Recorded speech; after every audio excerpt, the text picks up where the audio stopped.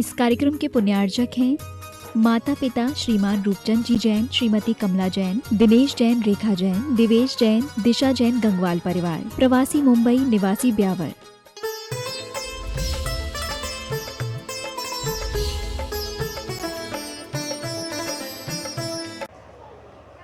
भव बीजांकुर जनना,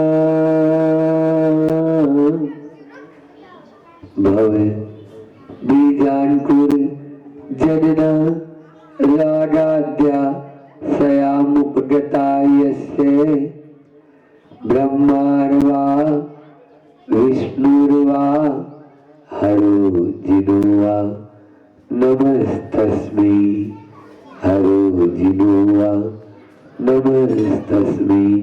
जो विद्याधि सागर सुधी, जो विद्याधि सागर सुधी, गुरु है हितेशी, शुद्धात्म में निरत नित्य हितोपदेशी। ये पाप की स्मृति में जल है सयानी, पूजो उन्हें सतत केवल ज्ञान पाने, वंदो उन्हें सतत केवल ज्ञान पाने। बोलिए सज्जनपुर के मूलनायक चिंतामणि पार्श्वनाथ भगवान की, एलोरा के मूलनायक चिंतामणि पार्श्वनाथ भगवान की, परम उपकारी आचार्य गुरु विद्यासागर जी महाराज की, तो दूरी श्री एक दुर्लभ सागर जी महाराज की, संतान सागर जी महाराज की। दो अक्षर का शब्द है जो सभी और अधिक उन्नत बनाना चाहते हैं, और वो है लक। अपने अपने लक को सब और अधिक सौभाग्यशाली बनाना चाहते हैं। अभी पूर्व वक्ता ने कहा यहाँ पर कि संत किसी नगर में आए, संतों के पास जाए, ये आपका सौभाग्य है, और संत आपके नगर में आ जाए ये अहोभाग्य है, और संत आपके घर में आ जाए ये महाभाग्य है। और यदि संत आने पर भी कोई नहीं उठे, हम नहीं बोल रहे, ऐसा अभी पूर्व में इन्होंने काफी देर तक मराठी में आपके सामने कहा, लेकिन उस समय सब रहे थे। मिटती हुई इस मानवता को नया आकार दिखाई देता है। होली दिवाली तो आते हैं और चले जाते हैं, जहां पर संत विराजमान हो वहां हर दिन त्योहार दिखाई देता है, हर दिन त्योहार दिखाई देता है। अभी शायद ऐसा ही कुछ गुरुकुल एलोरा के जो है कमेटी या एलोरा के नगर वासियों को भी इसी प्रकार से लग रहा है कि प्रतिदिन कुछ न कुछ नया घटित हो जाता है। कल नहीं परसों ही हमने गौतम जी से और राजकुमार जी से बात की, वे सज्जनपुर चलने की भावना है, और ये रविवार सज्जनपुर वालों के नाम कर दें तो और अच्छा रहेगा, ताकि वहां के ग्रामवासी और यहाँ के गुरुकुल वासी ये दोनों ही एक जगह लाभ लेकर अपने जीवन का कल्याण कर सके। प्रातः काल पारसनाथ भगवान के चरणों में बहुत ही आनंद के साथ में पूजन संपन्न की, और उसके बाद में अभी थोड़ा सा जो है आप लोगों ने कहा कि आगे बढ़ने के लिए, तो हमने कहा 2 अक्षर का शब्द है लक, 3 अक्षर का शब्द है नसीब, 3.5 अक्षर का शब्द है किस्मत, समझ में आ रहा है, और 4 अक्षर का शब्द बोलो क्या है? हाँ, तकदीर, समझ में आ रहा है? तकदीर बहुत अच्छा बताया। सज्जनपुर वाले ही है शायद, है ना? सज्जनपुर वाले। तो हर व्यक्ति यदि सज्जन बनना चाहता है, सज्जनपुर वालों, क्योंकि दुर्जन का हर जगह यही नहीं, इस लोक में भी उसकी कोई वक़्त नहीं है और परलोक में तो है ही नहीं वहां पर, तो इसलिए सज्जन ही बने। और वहां पर रत्नगढ़ श्रावकाचार्य में आचार्य समुद्रभद्र स्वामी महाराज कहते हैं कि रागद्वेष निवृत्ति परिचरण प्रतिपद्यते साधु। वहां साधु का मतलब सज्जन ही है, जो राग और द्वेष से रहित होता है अपने जीवन में, वही सज्जन बन सकता है और वही साधु बन सकता है। तो लक, भाग्य, किस्मत या आपके जो है तकदीर, इन सबको सुधारना चाहते हो तो लक की स्पेलिंग क्या होती है बच्चों? LUCK। बस इसे याद रख लेना। तो आज सवेरे 4 बात आपको कौन सी बताई थी? कोई बताएगा? पाप के ऊपर, पाप करना, बोलो, पाप तजना, पाप काटना। और बहुत बढ़िया, ताली बजाओ सुमित भैया के लिए, बहुत ही अच्छा, बढ़िया। पाप को करना और भोगना तो सबका चल रहा है, लेकिन पाप को तजना और काटना, जब तक पाप को काटेंगे और तजेंगे नहीं तब तक आपका भाग्य कितना ही नहीं सुधर सकता। आप चाहे रामचंद्र जी को बोलो और चाहे श्री कृष्ण जी को बोलो, समझ में आ रहा है? क्योंकि या भगवान महावीर स्वामी से कहो, यदि आप कुल्हाड़ी से कपड़ा धोएंगे तो कपड़ा तो फटेगा, निश्चित है। तो इसलिए आज के इंसान की स्थिति दुर्योधन जैसी है। दुर्योधन प्रवृत्ति कैसी होती है गौतम जी? जानामि धर्मम न च प्रवृत्ति, जानामि धर्मम न च प्रवृत्ति और जानामि अधर्मम न च निवृत्ति। मैं धर्म को जानता हूं लेकिन उसमें प्रवृत्त नहीं हो पाता, और मैं अधर्म को जानता हूं लेकिन उससे निवृत्त नहीं हो पाता। आप लोग सब जानते हैं पाप कितने? अच्छा ये बताओ, हिंसा करना अच्छी बात है? नहीं है। और सब बच्चे बोल रहे हैं। और झूठ बोलना तो सही है, ठीक है, थोड़ा बहुत बोल सकते हैं, क्यों नहीं बोलना चाहिए? और चोरी करना वो भी नहीं करना चाहिए। अच्छा, और कुशील सेवन करना, लड़ाई झगड़ा करना किसी से भी नहीं करना चाहिए। और परिचय रखना, आप लोग तो सब जानते। अच्छा, क्रोध करना तो बहुत अच्छी बात है, गुस्सा करना नहीं है। और मान करना, मान करना भी अच्छा नहीं है। अच्छा, और मायाचारी करना वो भी बढ़िया। सब नहीं बोल रहे हो? अच्छा, और लोभ करना, बोले महाराज वो तो पाप का बाप है, लोभ पाप का बाप बखाना, इसके चक्कर में ना आना, ठीक है। अच्छा, क्षमा करना, अभी तो नहीं बोल रहे थे, अब नहीं बोलो ना ऐसा। और सरलता रखना। अच्छा, सज्जनपुर में बैठे हो तो सज्जन बनना, वो भी हाँ बनना चाहिए। सत्य बोलना, सत्य नहीं बोलना चाहिए ना, तो फिर सत्य बोलना, संयम रखना, ब्रह्मचर्य का पालन करना, ये सब करना चाहिए। जब आप लोग सब जानते हो तो काटला ने हमको इतने बैठा दिए। अभी चलो अपने सामायिक करे होते, समझ में आ रहा है? तो जानामि धर्मम न च प्रवृत्ति, जानामि अधर्मम न च निवृत्ति। आज के इंसान की भी ऐसी स्थिति है, वो धर्म को जानता है। सब छोटे छोटे बच्चे, हमारे 5वीं 6वीं के बच्चे बोल रहे हैं, तो वो भी जानते लेकिन फिर भी कोई देख तो नहीं रहा, चलो उठा लो पैर, ये डाल लो, ऐसा तो नहीं है, नहीं करना चाहिए। तो लक, यदि आप अपनी तकदीर को सुधारना चाहते हो तो आप इस लक की स्पेलिंग के ऊपर ध्यान देंगे। LUCK। एल यानी लाइफ स्टाइल, एल यानी लाइफ स्टाइल यानी जीवन शैली। हिंदी में क्या बोलेंगे? लाइफ स्टाइल कैसी है? कितने बजे उठते हो? तुम लोग 5 बजे उठते हो। सज्जनपुर वालों से पूछ रहे हैं, हाँ, बोले महाराज कुछ लोग तो अभी भी सो रहे होंगे।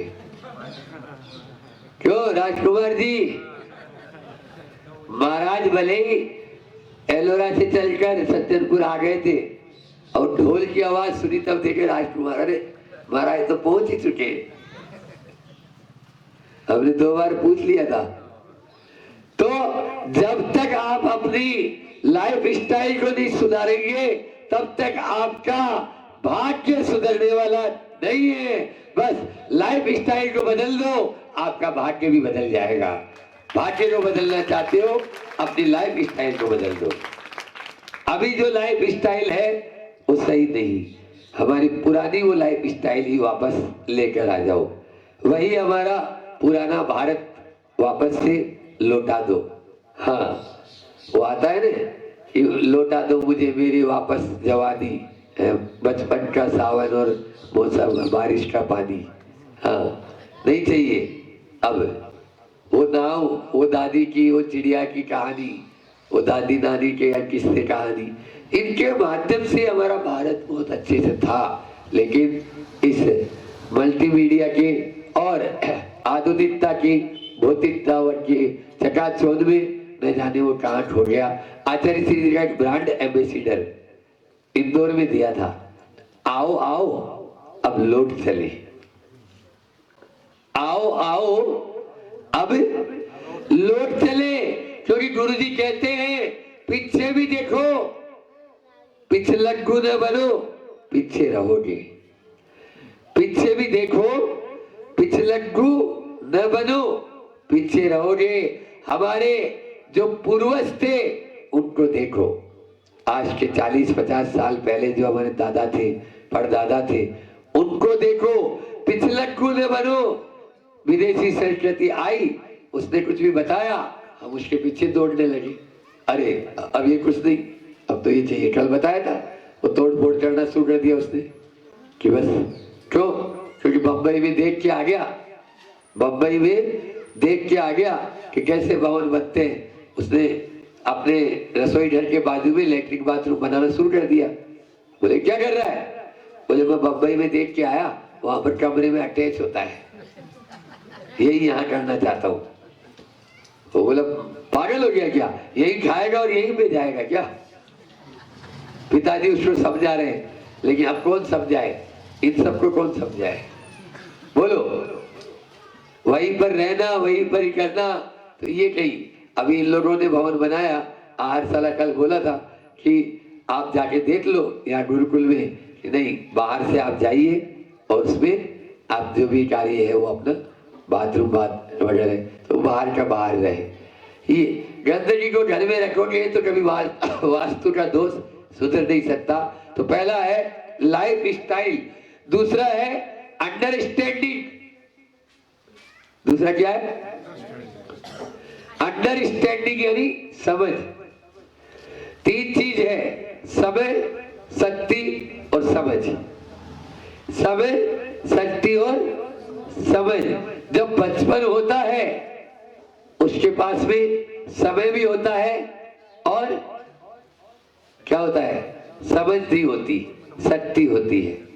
जब बचपन होता है तो शक्ति और समय तो होता है, लेकिन समझ नहीं होती। जवानी आती है तो उसके पास में समझ है और शक्ति है, लेकिन समय नहीं है, समय नहीं है। और जब बुढ़ापा आता है तो समय है और समझ है, लेकिन अब बोलो ने दादा, अब लाठी के सहारे है, भैया दे दे तो ले आए तो चले, नहीं तो अब का इतने ही बैठे हम तो अपने, कैसे जाए होते भी। तो ये होता है, आपके पास में तीनों हैं तो उसका उपयोग कर लो, अन्यथा जाना तो है ही, ये तो समझ लो। तो आपको समझ, अंडरस्टैंडिंग, एक दूसरे को समझने की जरूरत है। घर परिवार में भी हम एक दूसरे को समझे तभी हम आगे बढ़ सकते हैं।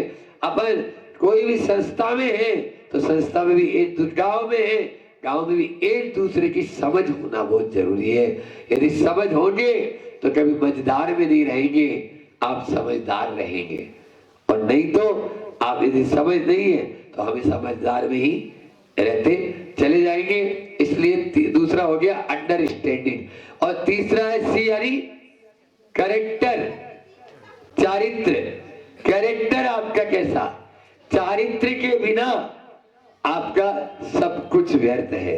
कुछ किसी कवि ने अच्छी बात पंक्तियां कही कि wealth is lost, nothing is lost, health is lost, something is lost, लेकिन character is lost, everything is lost. यदि आपका कैरेक्टर चला गया तो सब कुछ चला गया। पैसा गया कुछ नहीं गया, स्वास्थ्य गया कुछ गया, और चारित्र गया तो सब कुछ गया। चारित्र को हर हाल में बचाना हमें जरूरी है। आज मल्टी मीडिया के युग में सबसे ज्यादा हरासमेंट हो रहा है, तो काय का हो रहा है बोलो ना? चारित्र का। आराम से खूब खुलेआम चल रहा है, आप लोग भी उसको कुछ नहीं बोल रहे हैं। इसके माध्यम से हमारा भारत गारक की ओर जा रहा है। और अंतिम है काइंडनेस, LUCK, L यानी लक, लाइफ स्टाइल, और U यानी अंडरस्टैंडिंग, C यानी कैरेक्टर, और K यानी काइंडनेस। काइंडनेस यानी दयालु, दया होना जरूर। दया धर्म का मूल है। पाप मान अभिमान, पाप जो है, पाप और मान का अभिमान, ये आपके लिए गर्त की ओर ले जाने वाले हैं। दया जो है धर्म का मूल है। वो धर्म धर्म नहीं जिसमें दया नहीं है, वो धर्म धर्म नहीं जिसमें दया नहीं है, क्योंकि दया के बिना कभी धर्म हो ही नहीं सकता। दया को उल्टा करें तो मूठ माटी में आचार्य श्री जी ने कहा याद, जो हमेशा याद रखो वो क्या है? दया। इसलिए दया होना जरूरी है। लेकिन क्या करें, आज के इंसान के अंदर में संवेदना खत्म होती जा रही है और जानवरों में संवेदना बढ़ती जा रही है। अब देख लो, जानवरों में संवेदना बढ़ रही है और इंसान में संवेदना कम हो रही है। यदि विदेश में, क्यों बच्चों, पढ़ लिख के तुम भी विदेश चले जाओगे, और यदि माता पिता का कुछ होएगा तो आप क्या बोलेंगे? अरे भैया वो वहां पर नर्स है, देख लो, अगर कुछ हुआ है तो भैया तुम ही कर देना, मुझे तो पेमेंट बता देना, पेमेंट भेज देंगे। ये स्थिति हो रही है। क्यों? हाँ, केवल चौकीदारी के लिए रुके हुए हैं। अब तो खाली मकान पुराने हैं तो उनमें रहना है भैया, अब मकान खाली तो नहीं छोड़ सकते ना महाराज जी। तो इसलिए तो बेटा बहू अपने अन्यत्र, बोलो ना, कब तक? ये प्रश्न अपने आप से पूछो, तभी आप आगे बढ़ पाएंगे। हमें अपने भाग्य को उन्नत बनाना है और अपने आप को सज्जन बनाना है। तो LUCK इस शब्द की व्याख्या याद रख लेना है। 4 ही शब्द सुबह दिए थे आपको, पाप करना, पाप काटना, पाप तजना और पाप बोलना, और 4 ही शब्द अभी दे दिए हैं। अनलक, लाइफ स्टाइल, अंडरस्टैंडिंग और कैरेक्टर और काइंडनेस। इसी के माध्यम से हम अपने भाग्य तकदीर को और बुलंद बना सकते हैं। बुलंद बनाएं। इसी भावना के साथ मेरी भावना की 4 पंक्तियां बोलते हुए अपन विराम करेंगे। रहे भावना ऐसी मेरी, सरल सत्य व्यवहार करूं, बने जहां तक इस जीवन में औरों का उपकार करूं। मैत्री भाव जगत में मेरा सब जीवों से नित्य रहे, दीन दुखी जीवों अर मेरे उनसे करुणा स्रोत भई। बोलिए अहिंसा परमो धर्म की आचार्य गुरु विद्यासागर जी महाराज की। पूर्ण पथ तो पाप को पीठ दे दो, पूर्ण पथ तो लो, पाप को पीठ दे दो, वृत्ति सुखी हो। यदि हम अपनी वृत्ति को, हम अपनी प्रवृत्ति को सुधारना चाहते तो पाप को क्या करना पड़ेगा? पीठ देना पड़ेगा। बस आचार्य सिंह जी से किसी ने पूछा हमें धर्म की संक्षिप्त परिभाषा बताओ। उन्होंने कहा जिधर मुंह है उधर पीठ कर लो। अभी हम जिधर जा रहे हैं वो पाप की ओर जा रहे हैं। अपना अपना लेंगे, आपस में बातचीत नहीं बार-बार। हाँ। तो 4 बात को याद रखना है, पाप करना, पाप तजना, पाप को काटना और पाप को भोगना, याद रखना। बच्चा जब बचपन से जैसे ही बड़ा होता है सबसे पहले यही सिखाया जाता है पाप कितने होते हैं, पाप 5 होते हैं, बस यही अंतिम तक चलना है और कोई नहीं चलना। हम भी गुरु महाराज जी बन गए तो भी आपको पाप को तजना है और पाप को काटना है।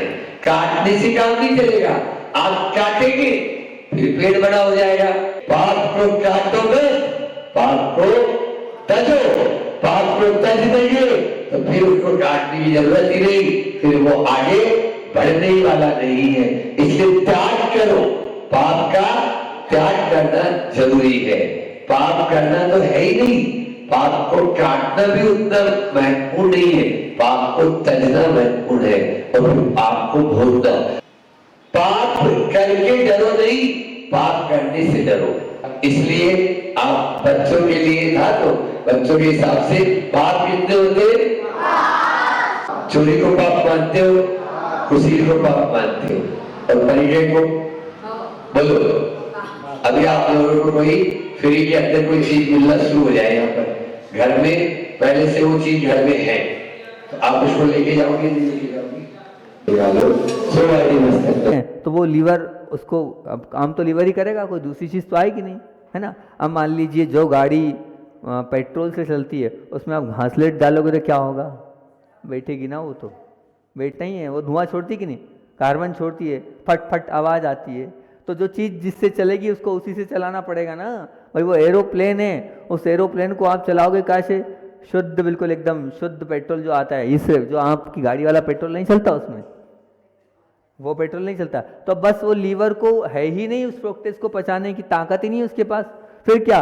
अब वो पचाता तो है, गाड़ी चलती है, चल रही है, ये घासलेट से भी चल रही है। अब वो प्रोटेस्ट से पचाने का काम करता है, तो पचाने के माध्यम से ग्लूकोज तो प्राप्त होता है, लेकिन वो ग्लूकोज के बाद 3 वस्तुएं साथ साथ में देते जाता है। उन 3 वस्तुओं को समझना बहुत ज़रूरी है। जब ग्लूकोज परिवर्तित होता है तो क्या सबसे पहली चीज़ उसके माध्यम से निकलती है ट्राइग्लिसराइड, पहली चीज़ ट्राइग्लिसराइड पहली चीज़ निकलती है। दूसरी चीज़ निकलती है यूरिक एसिड, दूसरी चीज़ निकलती है यूरिक एसिड, और तीसरी चीज़ निकलती है फ्री रेडिकल्स। ये 3 चीज़ें गेहूं भी लोगे, सब्जी भी लोगे, सबसे निकलती है, लेकिन इसमें अधिक मात्रा में निकलती है। धुआं तो छोड़ रही है गाड़ी, लेकिन घासलेट से चलाने में धुआं ज़्यादा छोड़ती है सामान्य से पेट्रोल या डीजल की अपेक्षा से। वो स्थिति यहाँ पर रहेगी कि वो तीनों चीज़ जब आप गाड़ी चलाते हैं, वो इंजन चलता है, धुआं निकलता है, ऐसी वो 3 चीज़ें इससे ज़्यादा मात्रा में निकलती है। अब ये जब ज़्यादा मात्रा में निकलती है और वो मात्रा भी जो होती है होती है, इसकी जो मात्रा होती है, ये जो 3 वस्तुएं इनमें से निकलती है, वो नहीं होती इतनी ज़्यादा, नुकसानदेह नहीं होती इतनी ज़्यादा, लेकिन उसमें से निकलने की तीनों चीज़ें नुकसानदेह बन जाती है, क्योंकि वो कृत्रिम मिठास है। तो कृत्रिम मिठास है, ट्राइग्लिसराइड का जन्म होता है हमारे शरीर में। तो क्या करता है? हम बोले वो क्या करता है? वो अपने ही खुद के ट्राइग्लिसराइड सबसे पहले किसको बिठाता है? बोले वो लीवर को इफेक्ट करता है। वो निकलता ही नहीं उस स्थान से, वो इतना गाढ़ा होता है कि उसको निकलने के लिए जगह ही नहीं मिल पाती है, और वो लीवर पे ही जम जाता है और वो आपके लीवर को बिठा देता है, वो आपके लीवर में सूजन दे देता है, वो आपके लीवर में अनेक प्रकार के कीटाणुओं को उत्पन्न कर देता है, वो लीवर की क्षमता को खत्म कर देता है। मतलब जिस चीज़ से आप क्लोरोफिल, मतलब जो चीज़ उसको जन्म दे रही है, उसको समाप्त करने का काम कौन करता है? ट्राइग्लिसराइड। एकदम आपके सामने वास्तविक रिसर्च में आपके बीच में रख रहा हूँ, जो सच है वो आपके बीच में रख रहा हूँ, क्योंकि आपको लगता है, लेकिन हमारा जैन धर्म या हमारे यहाँ कोई कारण के बिना कोई कार्य नहीं होता है। समझो क्यों मना करा जा रहा है, क्या कारण है कि उसको हम मना कर रहे हैं। दूसरी चीज़ निकलती है यूरिक एसिड। अब जब आप कभी किसी डॉक्टर के पास जाएंगे, आपके कलाई में दर्द, आपके एंगल में दर्द, तो वो एक ही बात बोलेगा, यूरिक एसिड बढ़ गया। थोड़ा बहुत समझदार होगा तो मेरी बात को समझने का प्रयास कर रहा होगा डॉक्टरी भाषा में, बोले आपका यूरिक एसिड बढ़ गया, आप अमूल के पाउडर का 1 चम्मच सेवन करें, तो आपका यूरिक एसिड मेंटेन हो जाएगा। तो इसमें से दूसरी चीज़ निकलती है यूरिक एसिड, और ये जब यूरिक एसिड निकलती है तो क्या करती है, बोले यूरिक एसिड जब निकलता है तो आप सबको मालूम है यूरिक एसिड क्या करता है, वो यूरिक एसिड आपके नसों को, मतलब आपके जो शरीर में जो पहुंचना चाहिए तत्व वहाँ तक वो नहीं पहुंच पाता है, और फिर वहाँ पर दर्द, सूजन, तकलीफ और कष्ट आपको यूरिक एसिड, क्योंकि यूरिक एसिड नाइट्रिक ऑक्साइड के उत्पादन को बंद कर देता है। जब यूरिक एसिड ज़्यादा बनता है शरीर में तो एक नाइट्रिक ऑक्साइड निकलता है, वो नाइट्रिक ऑक्साइड को वो रोक देता है, और जैसे ही वो नाइट्रिक ऑक्साइड को रोकता है तो क्या होता है, अब वो नाइट्रिक ऑक्साइड जैसे ही रुका और रुकते ही क्या होगा, नसों में की प्रतिरोधक क्षमता घट जाती है, और फिर वो नसों से संबंधित जो है आपको प्रॉब्लम चालू हो जाती हैगी। ये बिल्कुल फैक्ट आप मान के चलना। और फिर उसके बाद जो है तीसरे नंबर पर कौन सा होता है, वो तीसरे नंबर पर कौन सा है, फ्री, जो आपको भी पता है रेडिकल्स। ये जो फ्री रेडिकल्स है ये कोशिकाओं के ढांचों को बिगाड़ता है और आपके अंदर के एंजाइम को खराब करता है और मानव के जिन्स को भी ये प्रभावित करता है, और कहते हैं कि ये लीवर की काय प्रणाली उससे तो खराब होती है, साथ साथ में ये खून में भी प्रवेश कर जाता है, जिससे हृदय रोग की संभावनाएं बढ़ जाती है। आप अंदर तक इसमें घुसने का प्रयास करना। तो ये तीन चीज़ निकलती है, और तीन चीज़ जब निकलती है तो लीवर को खराब कर रही है, हृदय को खराब कर रही है, हमारे अंदर की नसों को वो अव्यवस्थित कर रही है, तो हमारे एंजाइम को वो खराब कर रही है, हमारे जिन्स, जो मानव के जिन्स होते हैं उन पे वो अटैक कर रही है। आप ये चीज़, और तो और एक बहुत बड़े डॉक्टर रॉबर्ट एन लेस्टिंग, ये बहुत बड़े डॉक्टर जो प्रोफेसर ऑफ पीडियाट्रिक्स, इन्हें मोटापे के सबसे बड़े विश्व के विशेषज्ञ हैं, बड़े बड़े डॉक्टर्स होते हैं, इनमें ख्याति प्राप्त, मेडल प्राप्त ये डॉक्टर हैं। इनकी बात को बहुत अच्छे से सभी लोग लेते हैं और बहुत अच्छे से इनकी बात को स्वीकारते हैं। तो इनका क्या कहना है, ये अपनी बात बोलते हुए उन्होंने जब प्रेस कॉन्फ्रेंस में अपनी प्रस्तुति करी और उन्होंने कहा कि ज़्यादा फ्रुक्टोज, बोले ज़्यादा फ्रुक्टोज इंसुलिन को प्रभाव डालता है, और जब इंसुलिन को जब प्रभाव डालता है तो आपको डायबिटीज़ होने की संभावना ज़्यादा बढ़ जाती है। और वैज्ञानिक परीक्षण में सारी बातें सिद्ध भी हो चुकी है कि ये जो फ्रुक्टोज जितनी ज़्यादा मात्रा में रहेगा उतना आपका मोटापा बढ़ता चला जाएगा, उतने आप डायबिटीज़ के पेशेंट बनेंगे, उतनी हार्ट रोग के पेशेंट बनेंगे, उतनी जानलेवा बीमारियां, कैंसर जैसी बीमारियां से आप पीड़ित होंगे। आप समझे, वो ले तो रहे हैं मिठास के चक्कर में, कुछ नहीं, आपके देसी भुट्टे हैं उनमें लो, बूरा मिला लो ना, देसी भुट्टे लो बढ़िया, उसमें आप बुरा मिला लो, वो भी वैसे ही बन जाएंगे, लेकिन वो बहुत हानिकारक है। स्वीकारो और समझो और बच्चों को उससे दूर रखो, क्योंकि वो फ्रुक्टोज से सबसे ज़्यादा लिवर प्रभावित होता है और पेनक्रियास भी अपना काम सही ढंग से नहीं कर पाता है, और वो फ्रुक्टोज जो है कॉर्न सिरप, मतलब उसको स्वीट कॉर्न भी बोलते हो आप, बेबी कॉर्न भी बोलते हो आप, अमेरिकन भुट्टा भी बोलते हो आप, उसमें ये सबसे ज़्यादा फ्रुक्टोज पाया जाता है। इसीलिए इसका सेवन बंद करना चाहिए। सामान्य जन सभी इससे बहुत हानि को प्राप्त हो रहे हैं। आप लोग जागरूक हों और ये समझाएं कि ये खाने योग्य नहीं है। स्वीट कॉर्न का रहस्य आप लोगों के बीच में मैंने रखा, अगर थोड़ी बहुत भी मानसिकता बने तो उस चीज़ को आप नहीं ना लेने दें, तो बहुत अच्छी बात है। कि अगली बात एक और फल की मैंने पिछली बार भी कहा था, मैं आपको बताऊंगा अंजीर का रहस्य। वो अंजीर क्या है, वो अंजीर क्या, आप वास्तविकता पे जाएंगे कि वो अंजीर क्या है।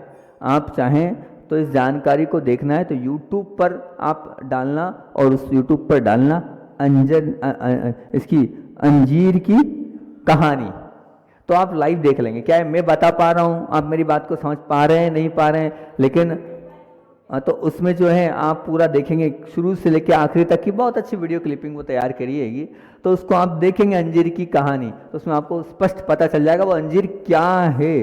वो अंजीर का फल नहीं है, वो तो जीवों का भंडार है। अनंत असंख्यात जीवों का समूह है। वो अंजीर ततैया जो होता है वो जीव वहाँ पर होता है, और फिर वो तो होता है जब वो बड़ा होता है तो वो क्या करता है, नर जो होता है नर बढ़ जाता है, मतलब वहाँ से वो निकल जाता है, फिर वहाँ पर दूसरे उत्पन्न होते जाते हैं, फिर वो बड़े होते हुए निकल जाते हैं, फिर तो ऐसे करते करते करते वो सैकड़ों असंख्यात जीवों का वह पिंड है अंजीर। और वो अंजीर वहीं उसकी सब कुछ, जैसे मधुमक्खी की होती है ना, सोच भी लघु शंका भी सब जब वहीं होती है, सब कुछ वो है, वो तो है खाने योग्य नहीं है, वो तो मांस का पिंड है।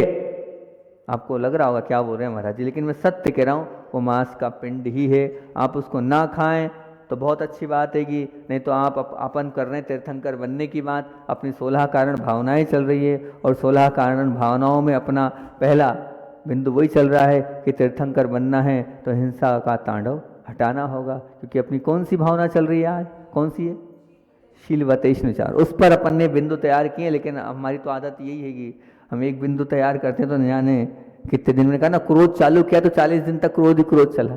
अब ये चल रहा है, कब तक चलेगा, कहाँ तक चलेगा, चिंतन आता जाता है, मिलती जाती हैं चीज़ें, आपको बताते जा रहे हैं। फिर आपके बीच में मैं और आगे रख रहा हूँ, वो भी बहुत समझने योग्य है।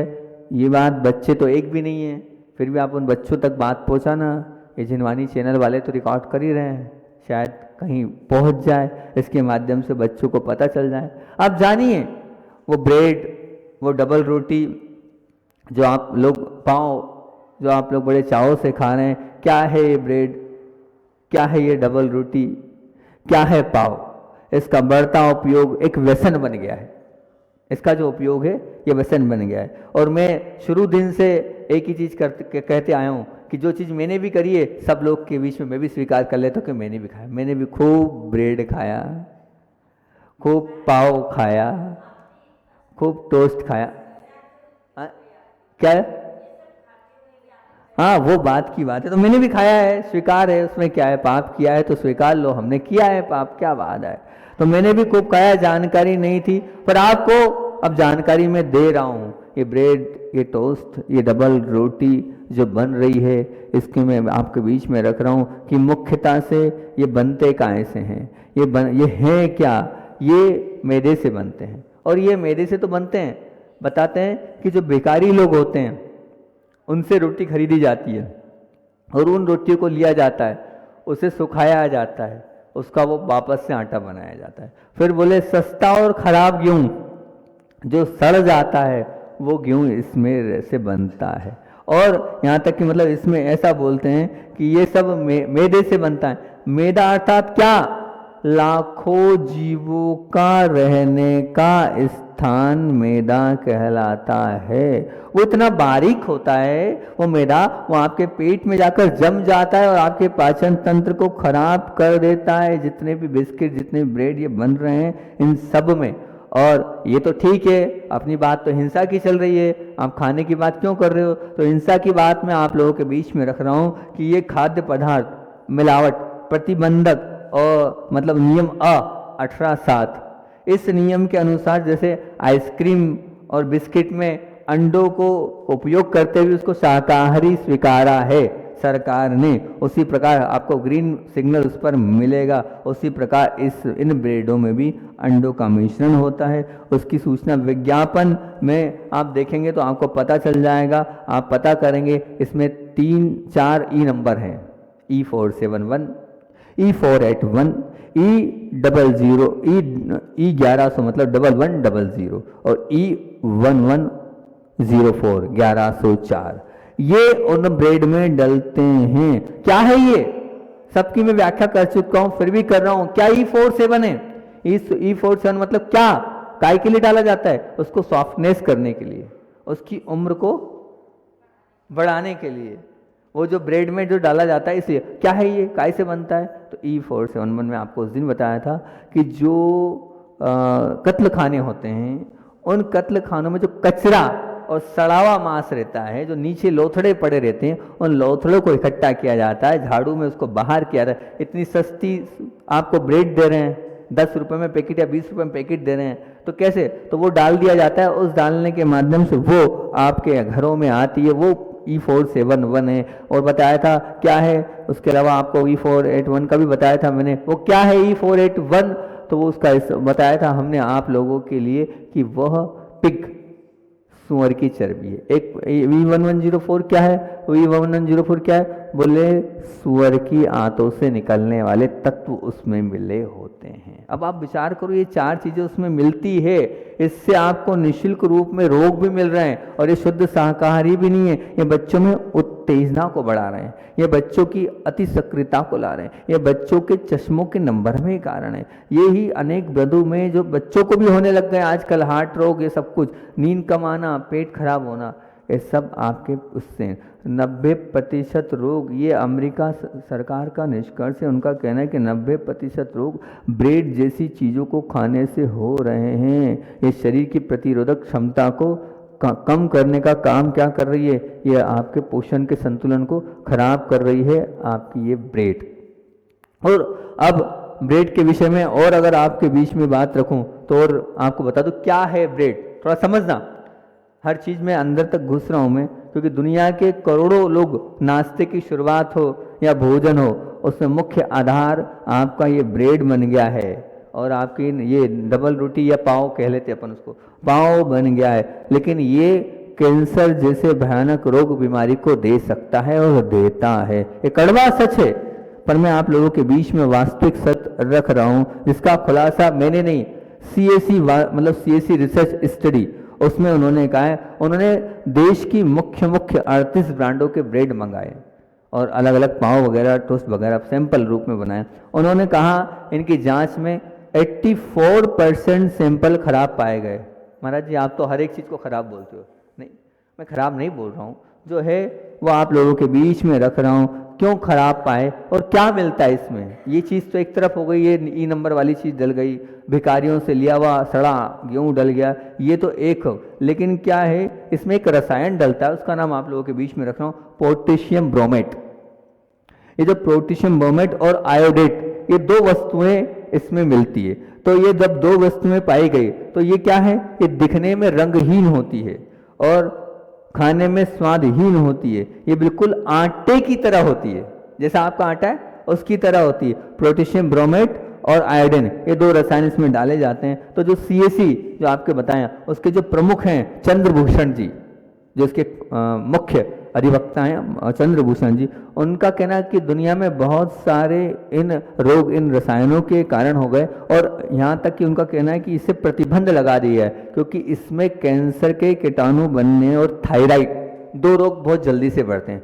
थायराइड और कैंसर, ये 2 रोग सबसे ज़्यादा इससे बढ़ते हैं। और वर्ष 1999 में इंटरनेशनल एजेंसी और फॉर रिसर्च ऑफ कैंसर ने ब्रोमेट और आयोडीन को कैंसर का प्रमुख कारण माना था, और जांच में पता लगा कि पोटेशियम ब्रोमेट में किडनी, जो आपकी किडनी होती है, वो किडनी को भी खराब करता है। थायराइड तो दे ही रहा है, पेट का कैंसर तो दे ही रहा है, लेकिन किडनी पर भी इफेक्ट करता है, जिसका स्वाद तो होता ही नहीं है, ना रंग होता है, और ना ही वो क्या है, वो रसायन है, बहुत खतरनाक है।